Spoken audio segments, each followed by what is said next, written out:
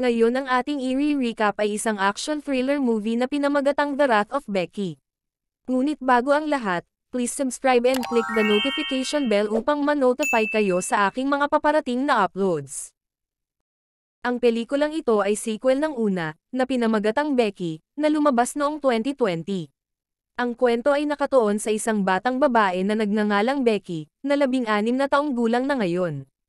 3 taon pagkatapos ng malagim na pagsubok na pumatay sa kanyang ama, si Becky ay nagpatuloy sa pamumuhay sa labas ng grid, habang tumatakas mula sa mga foster home at hinahasa palalo ang kanyang mga kakayahan. Ang pelikula ay nagbukas kay Becky, na ngayon ay isang tila inosenteng babae na dumating sa kanyang bagong foster home, upang manirahan kasama ang kanyang mga bagong magulang na sina Ted at Alice. Mukhang tuwang-tuwa ang mag-asawa na inampon si Becky, ngunit hindi nila alam na may itinatago pala ito, sa likod ng kanyang matamis at mabait na personalidad. Bagamat siya ay mukhang mabait sa una, ang kanyang tunay na kulay ay makikita sa lalong madaling panahon, at siya at ang kanyang aso, si Diego, ay tumakas sa bahay noong unang gabing siya ay inampon. 3 taon na ang nakalilipas, ang kanyang ama ay brutal na pinatay ng 4 na neo-Nazi, na naghanap ng nakatago na susi sa ilalim ng kanilang lake house. Sa isang mapaghiganti na pagkilos, walang awang pinatay ni Becky ang bawat nang himasok at nakuha ang susi, na hindi alam ang kahalagahan nito. Simula noon, siya ay tumakas mula sa 3 foster home, nagmamanipula, nanliligaw at nagnanakaw upang manatili sa radar at sa labas ng sistema. Sa nakalipas na taon, nakatira siya sa isang inuupahang bahay na pagmamay-ari ng isang matandang babae na nagngangalang Elena, ang tanging taong talagang pinapahalagahan ni Becky sa ngayon. Nagsimula ang lahat nang inalok siya ni Elena na sumakay, at nauwi sa pag-upa sa kanya ng isang silid, hindi alam na nagsinungaling si Becky tungkol sa pagiging 18 taong gulang. Para sa kanya, sapat na nabayaran ni Becky ang kanyang renta sa tamang oras, at tumulong sa paligid ng bahay. Sa kabila ng presensya ni Elena, na-trauma pa rin si Becky sa pagka-ospital at pagkamatay ng kanyang ina, at ang brutal na pagkamatay ng kanyang ama. Bagamat hindi na siya gumagamit ng karahasan, kung minsan ay pumapasok pa rin sa kanyang isipan ang mga ito. Halimbawa, habang nagtatrabaho sa restaurant, naiisip niyang laslasan ang lalamunan ng isang customer na tumatawag sa kanyang sweetheart, ngunit pinigilan niyang kumilos sa mga kaisipang iyon. Habang sina Elena at Becky ay nag-e-enjoy sa laro ng wordplay isang gabi, isang news bulletin sa radyo ang nagbunyag ng nakababahalang impormasyon tungkol sa isang pasistang grupo na tinatawag na noblemen, na nagpapalaganap ng karahasan sa buong bansa. Ang kanilang pangunahing target ay si Senator Hernandez, at sinusundan ng mga awtoridad ang mga online na aktibidad ng noblemen sa loob ng maraming buwan, na napansin ang pagtaas ng kanilang mga aksyon. Ayon sa mga balita, ang pasistang grupo ay maaaring ipakilala ang kanilang presensya sa paparating na kaganapan sa town hall sa Fillmore sa loob ng ilang araw. Lumipat ang eksena sa isang kotse na pinaniniwalaan na pag-aari ng noblemen dahil sa makikitang flag. Habang nagtatrabaho si Becky sa kanyang shift, 3 lalaking nagngangalang Anthony, DJ at Sean, ang pumasok sa restaurant at sinimulan siyang guluhin. Si Anthony at DJ ay gumawa ng mga walang galang na komento tungkol sa kanyang ina, at sinabing ang Becky ay isang stripper na pangalan, habang si Sean ay mukhang magalang at pinakalma ang mga kasama. Ang 3 ay nakibahagi sa isang talakayan dahil sa kanilang pagkamuhi kay Senator Hernandez. Bukod dito, pinag-uusapan nila ang tungkol sa pagtanggap ng mga utos mula sa misteryosong pinuno ng kanilang organisasyon na si Daryl. Gayunpaman, si Sean ay tila nag-aalangan tungkol dito, at pagkatapos ay walang pakundangan na tinawag ni Anthony si Becky upang dalhan sila ng kape. Inamin ng dalaga na marami siyang pantasya tungkol sa mga bagay na gusto niyang gawin sa mga taong nang aasar sa kanya, ngunit sa pagkakataong ito ay higit pa ito sa isang pantasya. Dahil sa galit, nagpa siya ang mga lalaki na sundan si Becky sa kanyang tahanan, na nagbabalak na turuan siya ng leksyon. Pagsapit ng gabi, narinig ni Becky ang tunog ng nabasag na salamin, kaya nagmamadali siyang tingnan. Sa sandaling iyon, siya ay agad na inatake ni Anthony, na nag-udyok sa kanya na gumanti sa pamamagitan ng pagbasag sa kanyang ilong. Tinangka ni Diego na iligtas siya, ngunit inatake siya ni DJ. Sa kabila ng kanyang mga pagsisikap, natagpuan ni Becky ang kanyang sarili na nalulupig ng mga lalaki. Sa gitna ng kaguluhan, inihayag ni Sean ang kanyang mga alalahanin, iginiit na ang kanilang unang plano ay upang takutin lamang si Becky. Bago kumilos ang ego-driven na si Anthony sa kanyang mga intensyon, matapang na namagitan si Elena, habang nakatutok ang baril sa mga lalaki. Nagawa niyang madisarma si DJ, ngunit si Anthony, na may nakatago na revolver, ay binaril siya sa ulo. Naiwang tulala si Becky, na puno ng masasakit na alaala ang kanyang isipan mula sa kanyang nakaraan.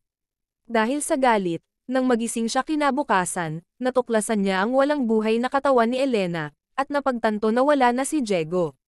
Samantala, ang mga lalaking responsable sa pagpatay kay Elena, ay dumating sa tirahan ng founder ng kanilang organisasyon na si Daryl.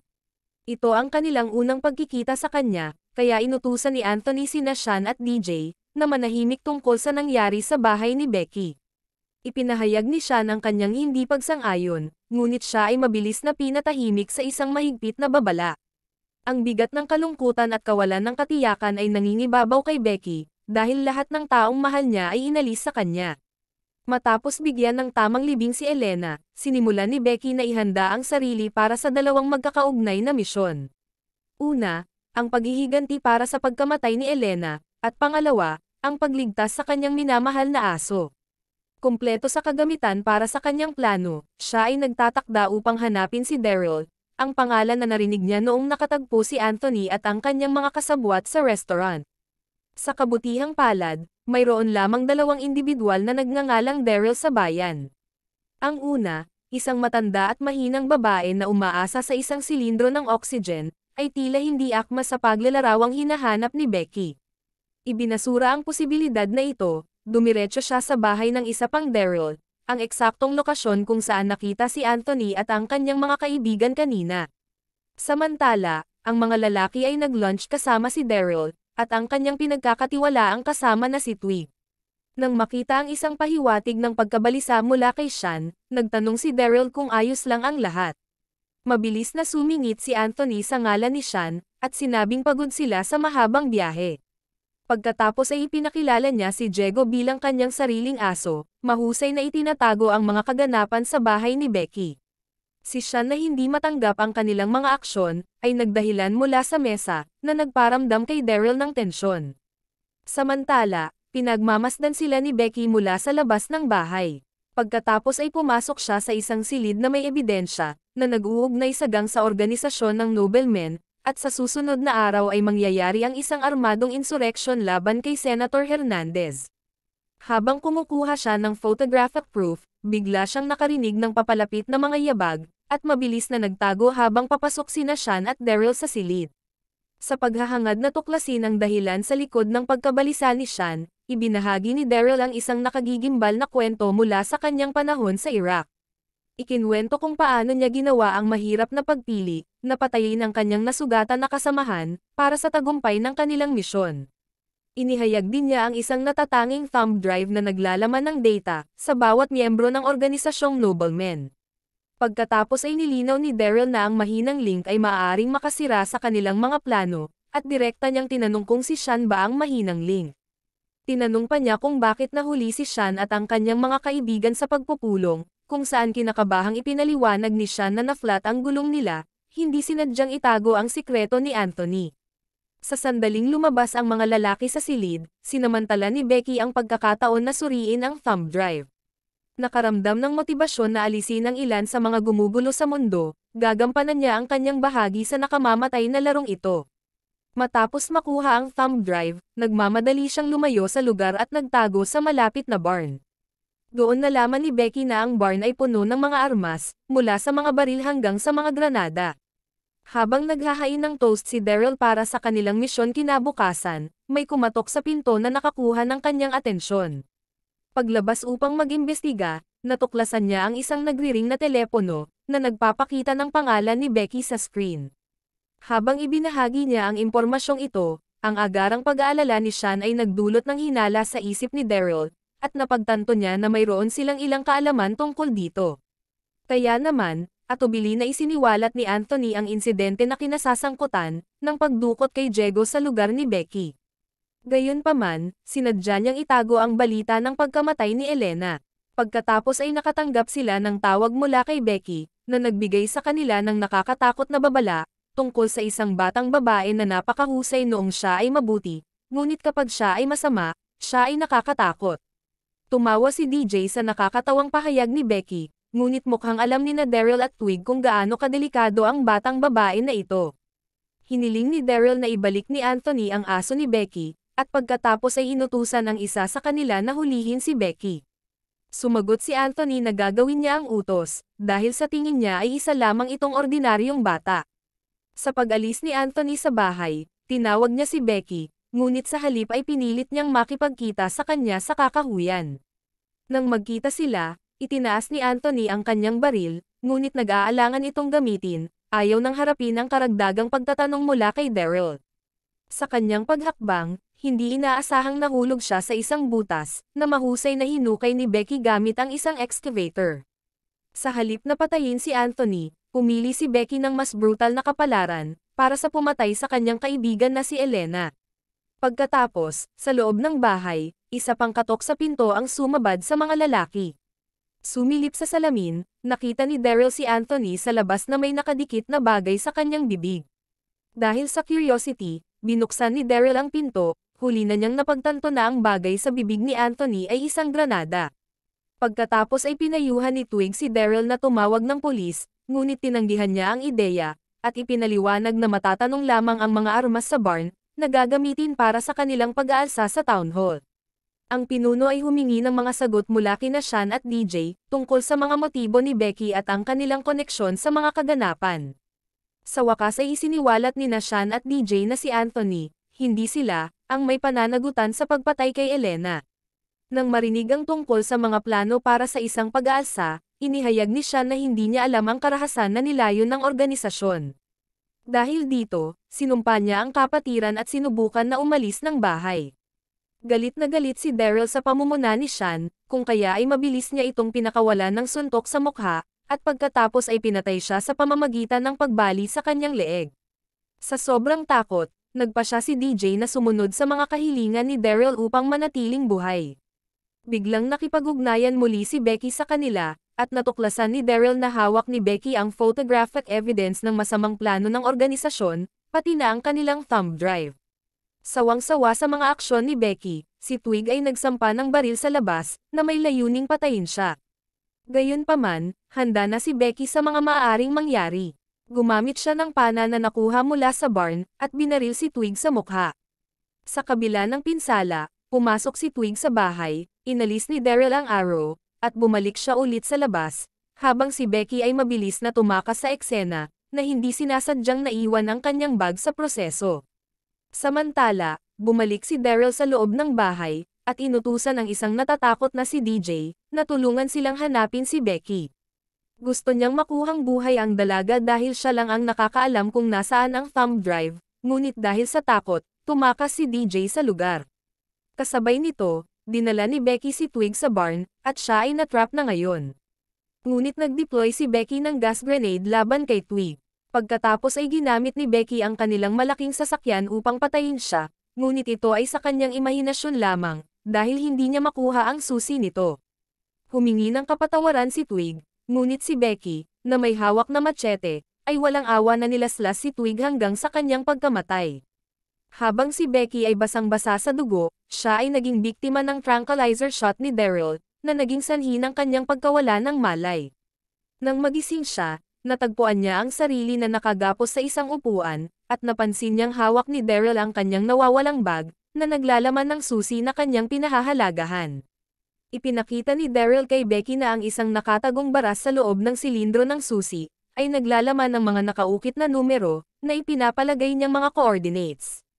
Biglang sinamahan sina Becky at Daryl ng isang hindi inaasahang bisita, na lumabas na ang parehong Daryl na nakatagpo niya dati. Nagulat si Becky nang malaman na ang babae ay siyang utak sa likod ng grupong noblemen, at sa katunayan, ang ina ni Daryl. Pagkatapos ng mga pagpapakilala, tinanong si Becky tungkol sa kinaroroonan ng thumb drive, ngunit nananatili siyang tahimik. Tinangka nilang pagbantaan siya, ngunit napagtanto ni Becky na lamang siya sa sitwasyon, dahil siya lang ang nakakaalam ng lokasyon ng thumb drive. Inalok ni Daryl Sr. ang kanyang kalayaan bilang kapalit ng thumb drive, ngunit sa halip na samantalahin ang pagkakataon, matapang na dinuraan ni Becky ang babae.